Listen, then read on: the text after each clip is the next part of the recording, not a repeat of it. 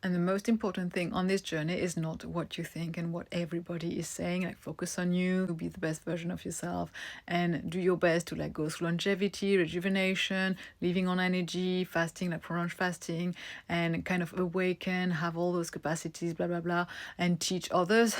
This is the worst thing you can do, because there's something that you don't realize that is going to happen. Number one, you're lucky if you make it all the way through before you die. And then before you tell me, oh no, but Marie, I believe in longevity, immortality, you don't know if you're going to make it. You just don't know, all right?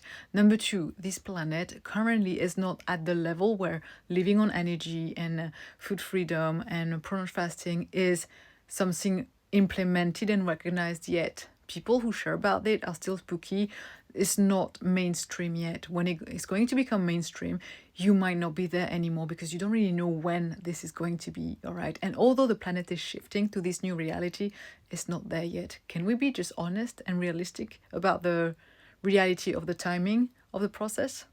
Number three, once you start teaching, if you do reach that level, all right, once you start teaching, you will plateau at some level eventually, because teaching means you using your energy for others instead of focusing your energy on yourself. So instead of doing that, something way smarter would be to teach to the only person in the world who will be able to be the most important thing, really, a legacy for you. The only person in the world who will be able to then share your teaching, and that one person who is going to be your legacy and your most powerful asset, as in being able, having the capacity to share your knowledge and everything you've learned so far, the decades, maybe if you reach 100 years, the 100 years of greatness that you are, because I believe you worked on yourself and you know all these things now, you know about living on energy and all the secrets. The only person is going to be your child, right? Now, and I know this is going to be completely controversial with all the things that the masters shared before, the masters said to you before, like, and I know because I've been there, I've had all those masters and I've heard their teachings and I understand them, but now they are completely outdated. They would tell you, no, don't have a child, focus on you. If you have a child, it's going to slow your, capacity, slow your growth, slow your spiritual awakening, all this BS, all right? And to some extent, they are true, but they forgot one thing. Living on energy, food freedom, prolonged fasting, breatharianism, whatever you want to call it, this is going to be this world. And as quick as it can be implemented, but as long rather as it can be implemented, this is going to be where the power is, all right? Everybody who started sharing about it, look at them now. The couples are split, relationships are broken. They went back to eating because what's the point? And I get it, because when you have a child also, you're going to do that. But that child is going to grow with you 24/7. He's going to learn from you from day zero, like before that.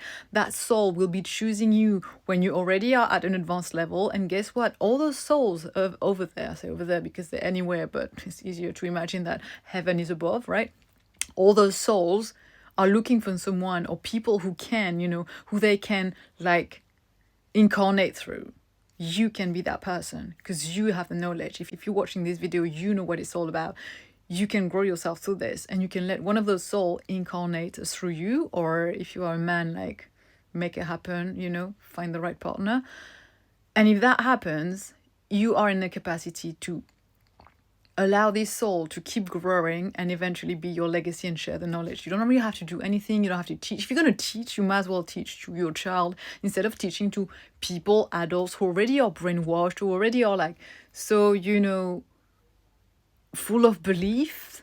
And that's going to be way harder to teach to them rather than a child who from the beginning will be at your level, because you will have attracted him or her, you will have attracted them to be at your level, and that's going to be way easier. I mean, I'm not saying it's easy, but it's easier than teaching to the masses and hoping that one of you will understand and carry on, and they're going to die as well anyway, and they're going to be adults already. A child will grow beyond you potentially in this day and age and carry on your teachings, even though they don't teach like that, but who they will embody, they will have all the knowledge and the capacities to carry on without you. That's the only thing you should be doing in the lifestyle. If you have that wisdom, you should be doing that. You should sacrifice, if you choose to sacrifice, to that one child instead of sacrificing yourself for hundreds or how many people you're trying to teach to, wasting part of your time because most of them won't understand your knowledge or won't have time to share it anyway. So you might as well sacrifice that way. And that's what the masters didn't tell you, because they were not even at that level.